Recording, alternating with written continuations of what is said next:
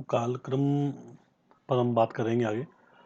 देखो, सिंधु घाटी सभ्यता का जो कालक्रम है, ये ठीक है, मोटे तौर पे हमने बात कर ली कि 2500 से 1800 ईसा पूर्व ये समय काल है। ठीक है, ये मान लिया हमने। लेकिन एक समस्या ये उत्पन्न हो रही है कि अलग अलग विद्वानों ने अलग अलग इसके कालक्रम बताए हैं। जैसे एनसीईआरटी का कालक्रम है, ये तो हमें याद है 2500 से 1800 ईसा पूर्व।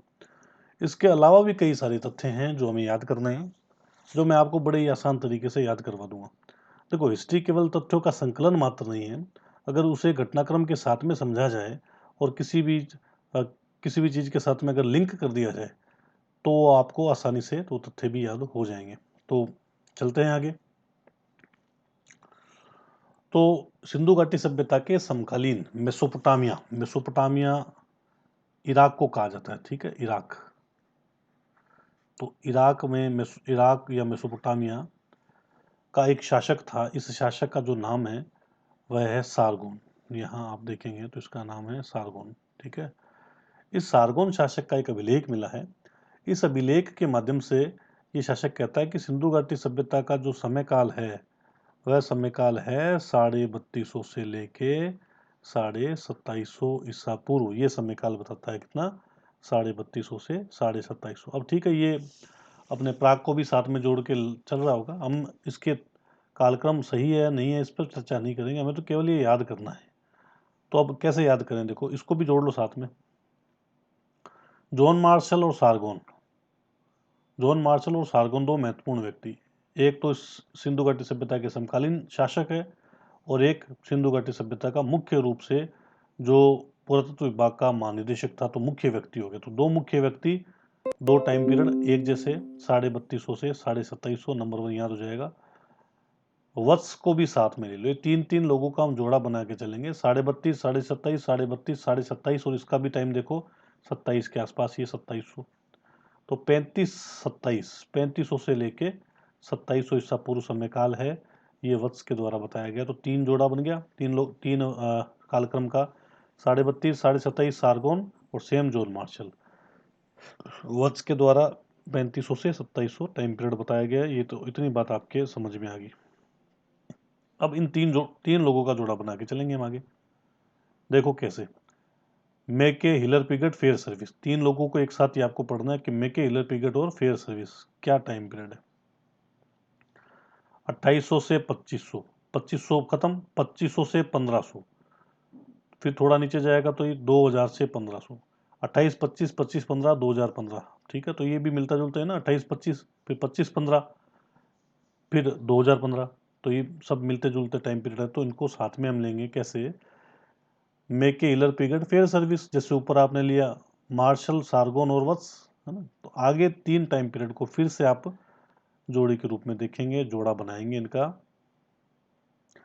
कार्बन डेटिंग पद्धति, गेड और अग्रवाल, इनका भी टाइम पीरियड आप देखो तो मोटे तौर पर टाइम पीरियड यही है, 2300 से 2750, 2350 से 2750 कार्बन डेटिंग, 2300 से 2750, और 2300 से लेके 1700 ईसा पूर्व ये समय काल है। तो अब आपको ये तीन तीन जोड़ा ऐसे बना के रहेंगे तो आपको ये याद हो जाएगा। तो ये तो इनका हो गया कालक्रम, जो आपको उम्मीद है याद हो गया होगा। और एक दो बार आप इसको और अच्छे से सुन लेना तो आपको ये अच्छे से लिंक हो जाएगी बात। आगे हम चर्चा करेंगे प्रमुख स्थलों पे। सिंधु घाटी सभ्यता का सबसे जो महत्वपूर्ण स्थल है या सबसे जो पहला स्थल है, इसी से हम शुरुआत करेंगे। ये पहला स्थल जो है वह आपके सामने है और ये है हड़प्पा। और नीचे अगर आप फोटो देखें तो फोटो में भी दर्शाया गया है कि पाकिस्तान में कहाँ स्थित था। तो ये फोटो मैं इसलिए दर्शा रहा हूँ महत्वपूर्ण स्थलों की, ताकि आप इनमें गड़बड़ ना करें। तो शुरू करते हैं हड़प्पा। तो हड़प्पा देखो, सबसे पहले तो ये पूछेगा कि हड़प्पा ठीक है, पाकिस्तान में बात कर ली हमने, कि इसकी खुदाई किसने की थी। सबसे पहले तो मैं अगर आपको बताऊं, 1826, फिर 1853, फिर 1921, फिर 1946, 4 बार इसकी खुदाई हुई। 1826 में देखो चार्ल्स मैसोन है, ये आपके यहाँ देख रहे हो आप, चार्ल्स मैसोन है। सबसे पहले पूछते हैं सिंध हड़प्पा की सबसे पहले खुदाई का कार्य किसने किया, चार्ल्स मैसोन ने। फिर कनिंगम ने किया खुदाई का कार्य। फिर जो है आगे दयाराम साहनी, जिनके सहयोगी माधव स्वरूप वत्स थे, उन्होंने खुदाई का कार्य किया। और फिर लास्ट में मार्टिमर हिलर के द्वारा खुदाई का कार्य किया गया। अब ये केवल एक इम्पोर्टेंट अनाउंसमेंट बताता हूँ मैं आपको कि ये कक्षा केवल जो है ना वो नेट जेआरएफ के लिए नहीं है, अपितु असिस्टेंट प्रोफेसर के लिए भी यही क्लास है, क्योंकि टॉपिक सारे लगभग सेम ही है। और स्कूल व्याख्याता, केवीएस, पीजीटी सबके लिए ये कॉमन टॉपिक है, तो सबके लिए ये क्लास जो लाभप्रद रहेगी। तो इसका उत्खनन का कार्य किया गया। तो आपको जो है ये वीडियो जो है 2-3 बार अगर आप देख लोगे तो सारे टॉपिक्स आपके क्लियर हो जाएंगे। तो हड़प्पा पे बात करें, खुदाई का कार्य 26-53-21-46 कौन कौन है? चार्ल्स मैसोन, कनिंगम, फिर दयाराम साहनी जिनके सहयोगी माधव स्वरूप वत्स, और लास्ट में मार्टिमर हिलर, इनके द्वारा खुदाई का कार्य किया गया था। ये तो बात होगी हमारी। इसके बाद देखें तो ये है कहाँ, तो यहाँ देखें आप, जहाँ मैं रुक कर रहा हूँ, पाकिस्तान में। पाकिस्तान के कहाँ है? पंजाब में है। पंजाब पाकिस्तान में भी एक। पंजाब में कहाँ? मोंटगोमरी जिला, और वर्तमान क्या नाम है? शाहीवाल, यहाँ ये स्थित है स्थल। अब एक विशेषता मैं आपको बताऊं तो प्रत्येक स्थल की एक विशेषता थी। सिंधु घाटी सभ्यता के प्रत्येक स्थल की एक विशेषता की 2 भागों में बटा हुआ था। प्रत्येक स्थल ऐसे 2 भागों में बटा हुआ था। तो एक भाग तो था पश्चिमी भाग, और एक भाग जो था ये पूर्वी भाग था। तो अब इनको कैसे याद रखें कि किसमें क्या था? तो इसमें तो था दुर्ग या किला, और इसमें जो थे वो आम जनता रहती थी, तो ये रिहायशी इलाका था, रिहायशी इलाका। ठीक है, तो अब कैसे याद हो कि पश्चिम में दुर्ग था और पूर्व में रिहायशी इलाका, ये भी पूछते हैं। तो देखो, राजस्थान में दुर्ग दुर्ग है, राजस्थान पश्चिम में, तो पश्चिम में दुर्ग हो गए, पूर्व में रिहायशी इलाका हो गया, ये आपको होगी याद, कोई दिक्कत नहीं है। नीचे देखो, एक यहाँ से क्या साक्ष्य मिले, तो फोटो के माध्यम से भी मैं आपको ये दर्शा रहा हूँ। ये अन्नागार मिला है यहाँ से, चूंकि कृषि थोड़ा व्यापक पैमाने पे होने लगी थी सिंधु घाटी सभ्यता में। तो यहाँ देखिए ये अन्नागार है, ये 6 इस तरफ है, यहाँ देखो ये 6 इस तरफ है, मैं जहाँ पे गोल कर रहा हूँ, और 6 इस तरफ है। 6-6 की कतारों में 2 अन्नागार मिले हैं। कुल कितने हो गए, प्रश्न पूछते हैं। तो कुल ये 12 अन्नागार हो गए जिसके साक्ष्य मिले हैं अपने हड़प्पा से। और क्या क्या साक्ष्य मिले हैं भाई? अन्नागार है तो हमने ये तो बात कर ही ली। अन्नागार को बनाने के लिए कोई मजदूर वगैरह भी यहाँ रहे होंगे, तभी तो अन्नागार बना। तो मजदूरों का वास है, मजदूर रहे थे, तो कहते हैं कि मजदूरों के काम करने के चबूतरे भी, अन्नागार बनने में कुछ काम भी तो करेंगे मजदूर, तो उनके चबूतरे। ये हमने बात कर ली, अन्नागार या धान्य कोठार थे। अब यह एक इम्पोर्टेंट पॉइंट है कि एक चित्र मिला है अपने हड़प्पा से। इस चित्र में एक स्त्री है जिसके गर्भ से पौधा निकलता हुआ दर्शाया गया। ये क्या संबोधित करता है पौधा? इससे देखो हमें ये जानकारी मिलती है कि सिंधु घाटी सभ्यता स्त्री को उर्वरा की देवी के रूप में मानते थे। उर्वरा की देवी के रूप में मतलब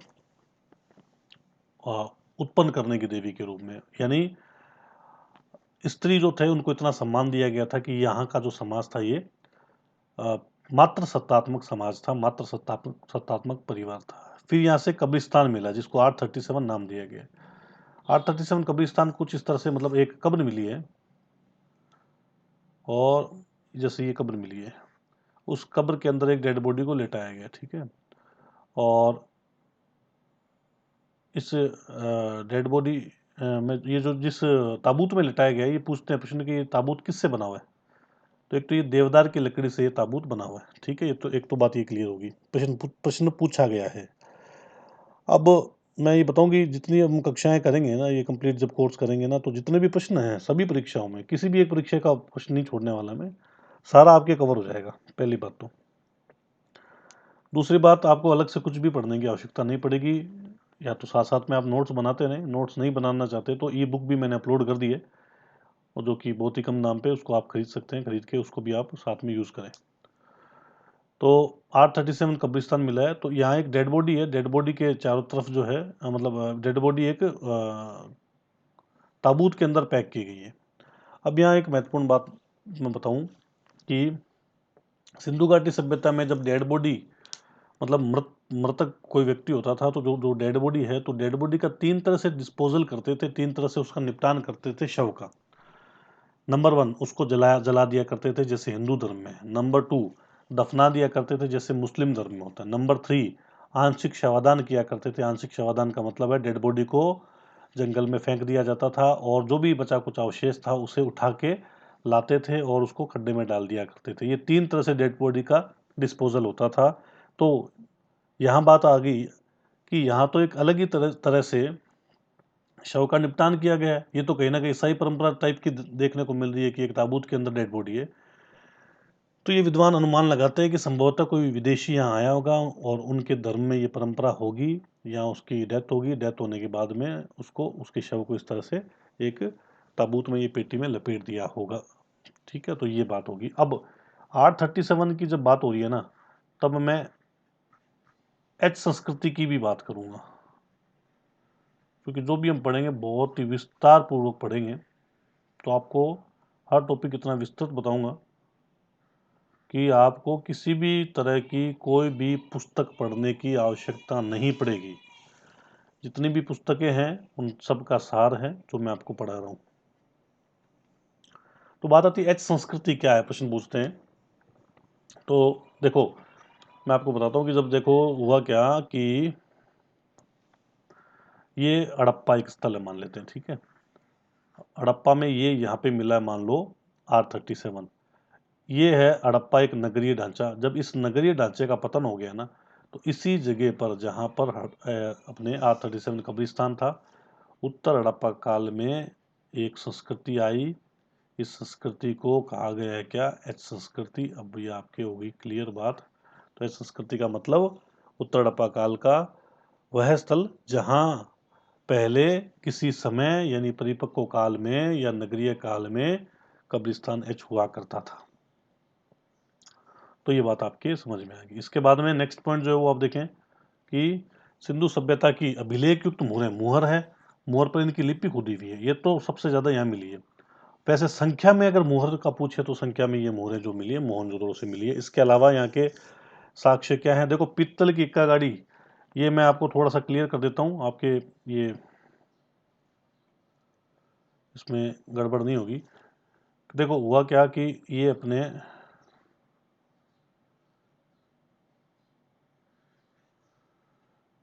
यहाँ अपने हैं सिंधु घाटी सभ्यता का, ये दक्षिण तमिलनाडु का देमाबाद।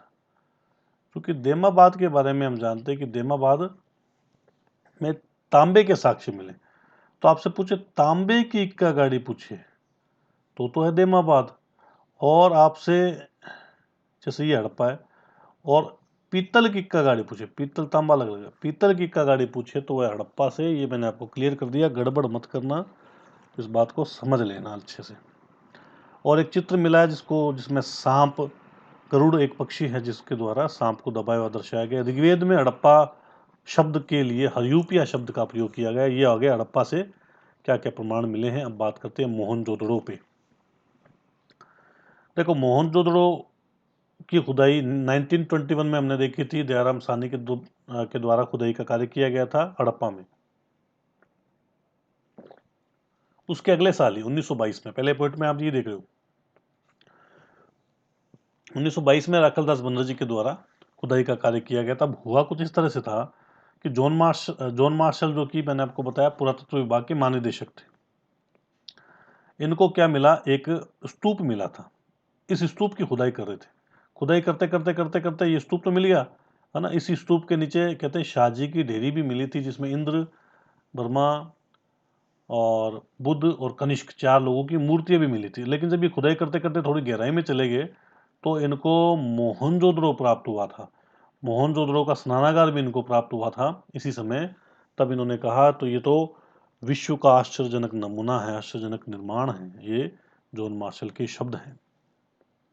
है कहाँ, क्योंकि सिंधु के किनारे है तो सिंध सिंध में हो गया ये, और लरकाना जिला में है ये, पाकिस्तान में। बात करते हैं इसके प्रमाणों की। तो प्रमाणों को याद करने के लिए आपको एक छोटी सी बात देख लेनी है, आपको प्रमाण सारे याद हो जाएंगे। जैसे ये है मोहनजोदड़ो का स्नानागार, जो नीचे आप फोटो में देख रहे हो, पहली फोटो में।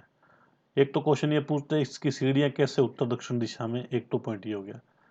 पानी का रिसाव ना हो तो यहाँ जो है जिप्सम का प्रयोग किया गया, ठीक है, ये हो जाएगा।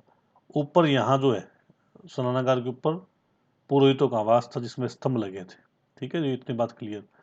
कोनों में एल शेप की ईंटें लगी हुई थी, कोनों में एल शेप की ईंटें लगी हुई थी, ठीक है, ये भी आपके समझ में आ गई बात। अब क्या करते थे, अब आपको प्रमाण याद करवा देता हूँ ना। भी पुरोहित आए, नहाए, नहा के उन्होंने क्या पहने, कपड़े पहने, सूती वस्त्र पहने, सूती वस्त्र पहने, वस्त्र पहनकर कॉलेज गए, महाविद्यालय गए, महाविद्यालय में गए, सभागार में, सभागार में गए तो अब यहाँ किसी की पूजा करने पहुंचे हैं, तो 3 लोगों की पूजा करते थे ये। एक तो नर्तकी की, कांसे की नर्तकी की पूजा की इन्होंने, एक इन्होंने पुजारी के सिर की पूजा की, और एक बात करें तो इन्होंने शिव जी की पूजा की, 3 लोगों की पूजा की। तो ये आपके प्रमाण आपके समझ में आ गए क्या क्या है, ठीक है ना। ना दोबारा आप इसको सुन लेना, आपको प्रमाण ही समझ में आ जाएगा। अब बात करते हैं कि ये मोहनजोदड़ो का अर्थ क्या है। जो मोहनजोदड़ो शब्द है, इस शब्द का अर्थ क्या है, तो इस शब्द का जो अर्थ है वो है मृतकों का टीला। अब ये मृतकों का टीला इसको क्यों कहा गया, कारण जो है इसका ये कि मैं आपको बताता हूँ। जैसे सिंधु के किनारे बसा हुआ था, तो यहाँ क्या हुआ, 7 बार 7 टाइम्स बाढ़ आई। 7 बार बाढ़ आने से क्या हुआ कि लोगों की मृत्यु होगी, बाढ़ में जो पानी में दब के धंस के मर गए। तो अलग अलग जगह पे, अलग अलग 7 जगह पे यहाँ जो था वो हड्डियां मिली हैं, मानव कंकाल मिले हैं, इसलिए इसको मृतकों का टीला नाम दिया गया। ये तो आपके समझ में आ गई बात। दूसरी बात करें तो देखो, बार बार बाढ़ आ रही है ना, तो बाढ़ आएगी तो एक बीमारी भी फैलेगी। तो कैनेडी नामक एक विद्वान है, कैनेडी, ये कहते हैं कि यहाँ बाढ़ से इस सभ्यता का विनाश हुआ था। बार बार बाढ़ आई थी जिससे मलेरिया फैला और उससे सभ्यता का विनाश हुआ था। अब ये आपके समझ में आ गई बात, इतने प्रमाण यहाँ से मिले हैं। और मैं आपको बताऊं कि देखो, ये पुजारी का सिर देख रहे हो आप, इस पे गौर करना आप। डिटेल में प्रश्न पूछते हैं। जो पुजारी का सिर है, एक तो देखें इसकी आंखें, ये ध्यान की मुद्रा में है। दूसरा, इसका नाक टूटा हुआ है। तीसरा देखें तो इसने दाढ़ी रख रखी है। फिर चौथा देखें तो इसका जो सिर है, मतलब जो धड़ है ना, धड़ तक ही मिल रहा है, हालांकि पुजारी का सिर नाम दिया गया है, और धड़ भी ज़्यादा टूटा हुआ, पूरी बॉडी नहीं है। फिर बात करें तो इसने एक साल ओढ़ रखा है, इसको तिब्बतिया साल कहा गया। ये सारे आपके इसके फीचर्स याद होने चाहिए, क्योंकि इनमें घुमा घुमा के प्रश्न पूछते हैं। कहाँ से की नर्तकी है, देखें फिर आप, है ना। मैं इस पे बात कर रहा हूँ, पहले पहले मैंने इस पे बात की, अब मैं कांसे की नर्तकी बीच वाले की बात कर रहा हूँ। ये जो नर्तकी है ये कांसे से निर्मित है, ठीक है। इसमें पीछे बाल बांधे हुए हैं, इसके, इस पुजारी के भी पीछे बाल किए हुए हैं, वो भी बांधे हुए हैं। और इसने अपना हाथ अपने कमर पे लगा रखा है, मतलब एक नृत्य करती हुई मुद्रा के अंदर है, इसलिए इसको डांसिंग वुमेन नाम दिया गया है। आगे हम यहाँ बात करेंगे, ये बहुत महत्वपूर्ण है, ये बहुत महत्वपूर्ण है, इस पे तो बहुत बार प्रश्न पूछते हैं। ये इसको, इस व्यक्ति को शिव की उपमा दी गई है। जॉन मार्शल ने कहा ये शिव जी हैं, आद्य शिव या प्राचीनतम शिव के प्रमाण हैं मानव रूप में। ये देखो, इसमें क्या क्या प्रश्न आ सकते हैं। पहले तो ये सींग है इसके, अगर आप देखो तो 3 मुंह है इसके। यहाँ आप थोड़ा सा गौर करो तो देखो, इसमें इस गोले के बीच में देखो, एक मुंह ये रहा इसका, एक ये रहा, एक ये रहा, 3 तो इसके मुंह है, ठीक है। और ये भी योग की मुद्रा में बैठा है, ठीक है, योग की मुद्रा में बैठा है। और 2 इसके जानवर, यहाँ देखो 2 जानवर यहाँ हैं, 2 जानवर यहाँ हैं, है ना। 2 दाएं हैं, 2 बाएं हैं। अब प्रश्न पूछते हैं कि कौन इसके दाएं हैं, कौन इसके बाएं हैं। अगर आप थोड़ा सा अच्छे से ध्यान से इसको देखो तो 2 जानवर इसके दाएं हैं, 2 बाएं हैं। देखो, बा से बायां कैसे याद रखें कि कौन सा इसका बाएं पे है और कौन इसका दाएं पे है। तो देखो, बा से बायां, बा से बाघ, बाघ तो बाएं पे है। और आपको पता है जंगल में तो 2 ही जानवर सबसे पावरफुल और महत्वपूर्ण, बाघ और हाथी, तो ये तो बाएं पे हैं। आप इधर देखो फोटो में इसकी, ये देखो, ये इसके बाएं पे है, और ये ऊपर हाथी, नीचे ये बाघ है, ये ठीक है। और फिर आप इसके दाएं पे देखो, अब ये पूछते हैं इसके दाएं पे कौन कौन बैठा है। तो दाएं पे देखो, एक है भैंसा, और भैंसा गेंडा लगभग समान वेट का, एक जैसा सही लगता है। तो भैंसा और गेंडा एक तरफ है इसके दाएं पे, नीचे 2 हिरण बैठे हैं। ये चौकी पर बैठा है ये व्यक्ति, और इस व्यक्ति के नीचे यहाँ 2 हिरण हैं। ये सारे इसके फीचर्स मैंने आपको क्लियर कर दिए, गलती मत करना। इसके अलावा देखो, यहाँ से हाथी का कपाल खंड भी मिला है, मतलब सर मिला है हाथी का, आगे हम बात करेंगे लोथल पे। लोथल कहाँ है? गुजरात में, अहमदाबाद में है, भोगवा नदी के किनारे है। 1957 में रंगनाथ राव ने खुदाई का कार्य किया था। लोथल का अर्थ क्या है? लोथल का अर्थ है मुर्दों का नगर। क्यों मुर्दों का नगर कहा गया है? तो यहाँ से युग्मित समाधि मिली है। युग्मित समाधि मतलब महिला पुरुष साथ में दफन किए गए, युग्मित समाधि का साक्ष्य मिला है। फिर एक महत्वपूर्ण बात बताऊं, देखो सिंधु घाटी सभ्यता के प्रत्येक क्षेत्र 2 भाग में, हड़प्पा देखा भी था लेकिन लोथल 1 भाग में, कालीबंगा 2 भाग में लेकिन दोनों भाग उसके दुर्गीकृत हैं, और एक भाग, एक ऐसा स्थल है जो कि 3 भागों में बटा हुआ, ये है धोलावीरा। ठीक है, पहला हड़प्पा, दूसरा लोथल, तीसरा कालीबंगा, चौथा धोलावीरा। ये मैंने आपको जानकारी प्रदान कर दी। अब इसके साक्ष्य कैसे याद करें, तो करते हैं याद, डिस्कस करके याद कर लेते हैं, नहीं बोलोगे तो। देखो यहां से मिला है डॉकयार्ड, यहाँ से क्या मिला? डॉकयार्ड मिला। डॉकयार्ड मतलब आप समझे कि बंदरगाह ही है। डॉकयार्ड मतलब बंदरगाह है। तो बंदरगाह के यहाँ से साक्ष्य मिले हैं, डॉकयार्ड के यहाँ से साक्ष्य मिले हैं। वैसे डॉकयार्ड, वैसे तो जहाँ जहाज खड़े होते हैं, मरम्मत होती है, उनको कहते हैं, लेकिन आपको तो मैं याद करवा रहा हूँ ना। तो इस परिप्रेक्ष्य में आप देखो, यहाँ से बंदरगाह मिला, डॉकयार्ड मिला है। बंदरगाह है तो व्यापार होगा। किसका व्यापार होता है? चावल का व्यापार होता है। और किसका व्यापार होता है? मनकों का व्यापार होता है। मन का मतलब मोतियों का व्यापार होता है। ठीक है, ये सब इसमें साक्ष्य सारे लिखे हुए हैं। इसके अलावा यहाँ पे कुछ चित्र हैं, वो चित्र भी इधर उधर मतलब व्यापार में काम में लिए जाते हैं। जैसे एक मर्दभांड पर चित्र मिला है पंचतंत्र की चालाक लोमड़ी का। ठीक है, ये तो कुछ साक्ष्य मिल गए, इंपोर्ट एक्सपोर्ट होते हैं ऐसे याद करने के परिप्रेक्ष्य में मैं आपको बता रहा हूँ। इसके बाद देखो यहाँ से फारस की मुद्रा मिली है। चूंकि व्यापार होता ना, तो ईरान, फारस ईरान को कहते थे। प्राचीन काल में फारस, पर्सिया, ईरान, ये एक ही नाम है ईरान की। ठीक है, फिर इसके अलावा क्योंकि लोथल के लोग, यहाँ भी लोग रहते थे, तो इनकी भी कुछ धार्मिक आस्था होगी, तो अग्नि वेदिकाएं मिली है यहाँ से। और युग्मिक समाधि वाली बात मैंने आपको बताई दी। तो ये यहाँ के साक्ष्य मिले हैं जो आपके सामने हैं। क्या? पहला तो देखो गुजरात में है, अहमदाबाद में, भोगवा नदी के किनारे, बात कर ली हमने। 57 में रंगनाथ राव ने खुदाई की, मुर्दों का नगर है। फिर डॉकयार्ड मिला। डॉकयार्ड का साइज पूछ लेते हैं, और डॉकयार्ड का size 214 metre into 36 metre into 3.3 metre है, गहराई, चौड़ाई और ये लंबाई है। अब ये पूछते हैं कि सिंधु घाटी सभ्यता में ईंटों से बनी सबसे बड़ी इमारत कौन सी थी? वो यही थी, ध्यान रखना। ईंटों से बनी सबसे बड़ी इमारत कौन सी है? डॉकयार्ड है। ठीक है, क्वेश्चन गलत नहीं करना।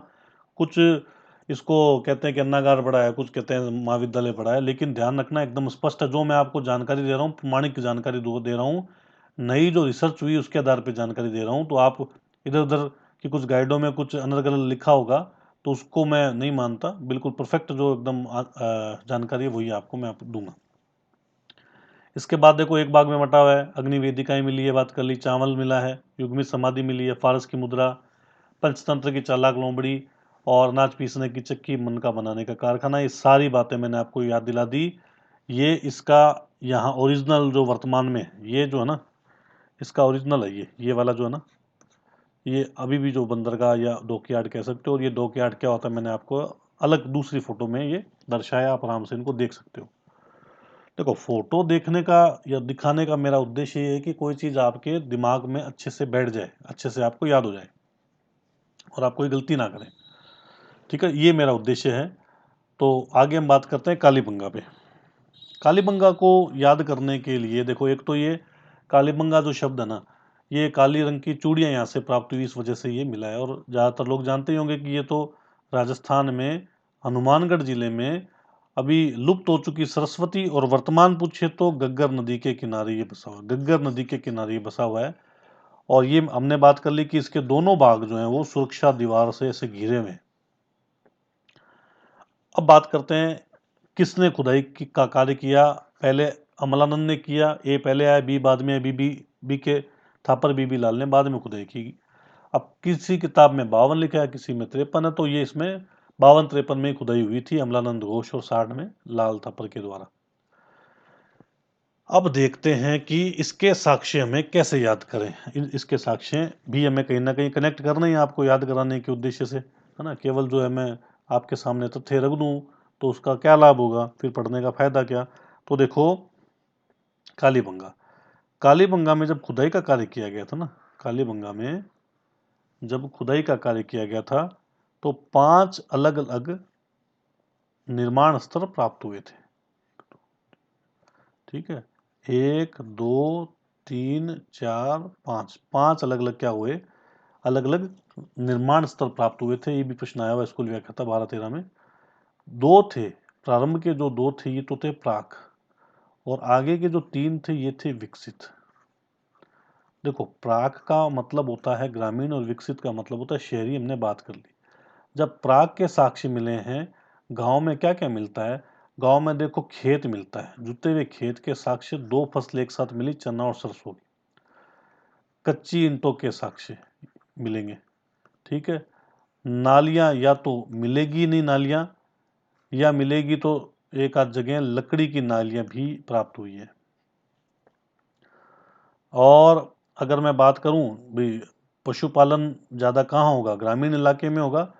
तो एक तो यहाँ से ऊंट की हड्डियों के साक्ष्य मिले हैं, और हम बात करें तो घोड़े के मण मूर्तियां मतलब मिट्टी से बनी मूर्तियां मिली है यहाँ से। तो ये आपको याद हो जाएगा, कोई दिक्कत नहीं है। विकसित पे बात करें तो विकसित का मतलब शहरी, तो शहरी क्या प्रमाण मिला है, यहाँ से अलंकृत ईंटें मिली है। ईंटें कैसे, सुंदर सजी धजी ईंटें मिली है। और शहर है तो इसको राजधानी के रूप में भी जाना गया है। कहते हैं कालीबंगा थर्ड राजधानी है, तीसरी राजधानी, ऐसा अपने शर्मा जी हैं, दशरथ शर्मा, इनके द्वारा ये जानकारी प्रदान की गई। और बड़े स्तर पर हवन कुंड वगैरह लगा के यज्ञ वगैरह करना, ये भी शहर में होगा। 7 हवन कुंड यहाँ से प्राप्त हुए हैं। ठीक है, इसके अलावा एक आधा पॉइंट कि युग्मित समाधि भी यहाँ से मिली है, लेकिन युग्मित समाधि पे प्रश्न आएगा तो आपको लोथल के साथ ही जाना है, हालांकि यहाँ से भी मिली है। तो एक बार मैं पढ़ देता हूँ। कालीबंगा वर्तमान में राजस्थान में है, हनुमानगढ़ जिले में है। और हनुमानगढ़ जिले में कहाँ है, लुप्त हो चुकी सरस्वती वर्तमान घग्गर नदी के किनारे है। दोनों टीले सुरक्षा से घिरे हैं। काले रंग की चूड़ियाँ नाम का अर्थ है। हड़प्पा से प्राक और विकसित दोनों के साक्ष्य मिले हैं। 53 में पहले अमलानंद घोष ने, 60 में बी के थापर और लाल के द्वारा खुदाई का कार्य किया गया था। और 7 अवनकुंड मिले, जल निकासी नहीं है। जुते हुए खेत मिले, मैंने आपको बता दिया। कच्ची ईंटें मिली है।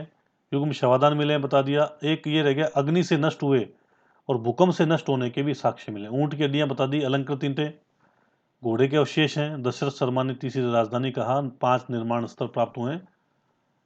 तो ये मैंने आपको जानकारी दे दी। ये आपके सामने कालीबंगा की फोटो दे रहा हूँ, दे रखी है मैंने। और एक तरफ जो है कालीबंगा में अब जो अवशेष हैं वो सारे म्यूजियम में रख दिए गए हैं, जो कि कालीबंगा में ही हैं। तो उस म्यूजियम की जो ये फोटो भी आपके सामने रख रहा हूँ मैं। आगे बढ़ते हैं चनुद्रों पे। चनुद्रों पे हम चर्चा करेंगे। तो देखो, चनुद्रों ये अपने सिंधु नदी, एक तरफ मोहनजोदड़ो एक तरफ चनुद्रों, मतलब ये तो क्लियर हो गया कि सिंधु के किनारे है। सिंधु के किनारे है और सिंध में है, ये भी क्लियर हो गया। पहले खुदाई का कार्य किया 31 में M.A. मजूमदार, फिर किया 35 में M.E. मेके, है ना। पहले मजूमदार है फिर मेके। अब इसको कैसे याद करें, इसके साक्ष्य को। एक ही पॉइंट याद रखो, आपको सारा याद हो जाएगा। क्या एक पॉइंट है जिससे आपको ये याद होगा कि औद्योगिक स्थल है।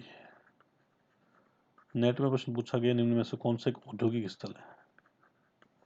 तो क्या है ये, एक औद्योगिक स्थल है। अब औद्योगिक स्थल में तो आपको पता उत्पाद बनेंगे, कौन कौन से उत्पाद बनते हैं यहाँ पे। तो हम बात करें, एक तो वक्राकार ईंटें हैं। वक्राकार मतलब इस शेप की ईंटें, थोड़ी घुमावदार गोल। ठीक है, इसके अलावा इत्र यहाँ से मिला है। इसके अलावा बात करें लिपस्टिक के प्रमाण यहाँ से मिले, लिपस्टिक के प्रमाण यहाँ से मिले। और बात करें तो मन के बनाने के, मन के मतलब मोतियों के साक्ष्य यहाँ से मिले। इसके अलावा उस तरह के साक्ष्य मिले हैं। बिल्ली का कुत्ते के द्वारा बिल्ली का पीछा करते हुए दर्शाए गए, ये मिले हैं। तो औद्योगिक स्थल से सारा आप कनेक्ट कर लोगे। अब एक और इम्पोर्टेंट बात मैं आपको बताऊं, ये है आपके चंद्रध्रुव। ठीक है, एक नगरीय, देखो तीनों से साक्ष्य मिले, प्राग के भी साक्ष्य मिले, यहाँ से नगर के यानी विकसित के भी साक्ष्य मिले और उत्तर के भी साक्ष्य मिले।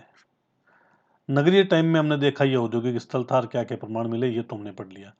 जब इस नगरीय ढांचे का किसी कारणवश पतन हो गया तो उत्तर हड़प्पा काल में सिंध क्षेत्र से ही या चंद्रद्रुड़ क्षेत्र से ही भूकर मर्दभांडों का प्रयोग करने वाले लोग मिले। मतलब एक मिट्टी के बर्तन प्रयोग करते थे यहाँ के लोग, जिसको नाम दिया गया भूकर मर्दभांड। भूकर मतलब मर्दभांडों को नाम दिया गया। इस वजह से उत्तर हड़प्पा काल में जो संस्कृति यहाँ डेवलप हुई, जो संस्कृति यहाँ विकसित हुई, उस संस्कृति को नाम दिया गया जूकर जाकर। ठीक है, जूकर जाकर संस्कृति क्या अब आपके समझ में आ जाएगी। ठीक है, उत्तर हड़प्पा काल की है, सिंध क्षेत्र में मिली है जहां चंद्रद्रुड़ था। बनवाली या बनावली, बहुत महत्वपूर्ण। बनवाली या बनावली, कई बार प्रश्न पूछा गया ये, मिट्टी का हल कहां से मिला है। तो देखो कहाँ है, पहली बात तो हरियाणा में है। प्राग विकसित दोनों के साक्ष्य मिले, विष्ट ने खुदाई का कार्य किया। प्रमाण कैसे याद करें, देखो बनवाली कहाँ है, हरियाणा में। हरियाणा आपको पता है पानीपत जैसे युद्ध हुए, तो ये हरियाणा क्यों फेमस है आपको पता है, युद्धों के लिए प्रसिद्ध है। तो यहाँ से बाण का एक हिस्सा मिला, बाणागर मिला है एक तो। ठीक है, याद रह जाएगा, बाणागर, बाण के आगे वाला हिस्सा। ठीक है, एक तो ये क्लियर है। फिर दूसरी बात, यहाँ चूंकि बनावली है, बनावली में कहीं ना कहीं आपको पता हरियाणा में खेती फेमस है, तो मिट्टी का हल मिला है यहाँ से, मिट्टी का हल मिला है यहाँ से, जो कि इंपॉर्टेंट है। मिट्टी काल के साक्ष्य मिले यहाँ से, तो ये आपको याद हो जाएगा। इसके अलावा ये कहते हैं कि मातृ देवी की मूर्ति मिली यहाँ से, जो कि सिंधु सभ्यता के किसी भी स्थल से नहीं मिली है। देखो ये अंडरलाइन कर रहा हूँ मैं। बस इसके अलावा देखो प्राक है, ग्रामीण है, तो जल निकासी भी नहीं है। रोपड़ की बात करें तो देखो ये रोपड़ है और इसकी खुदाई 1950 में बीबी लाल के द्वारा की गई थी, ध्यान रखें। ठीक है, पहली खुदाई रोपड़ पंजाब में है, सतलज के किनारे है। तो अब आप ये देखें कि स्वतंत्रता के बाद में, 15 अगस्त 1947 के बाद में तो खुदाई यही हुई सबसे पहले। तो इसके बारे में कहते हैं कि स्वतंत्रता के पश्चात सबसे पहले खुदाई रोपड़ में हुई थी, ये आप याद रखना। और बाकी इसमें एक और बात और है कि मानव के साथ कुत्ता दफन किया गया है। ठीक है, तो रोपड़ क्या है, स्वतंत्रता के बाद सबसे पहले खुदाई हुई। दूसरा है मानव के साथ कुत्ता दफन, और है कहाँ, पंजाब में 53-54 में यज्ञदत्त शर्मा ने खुदाई का कार्य किया था।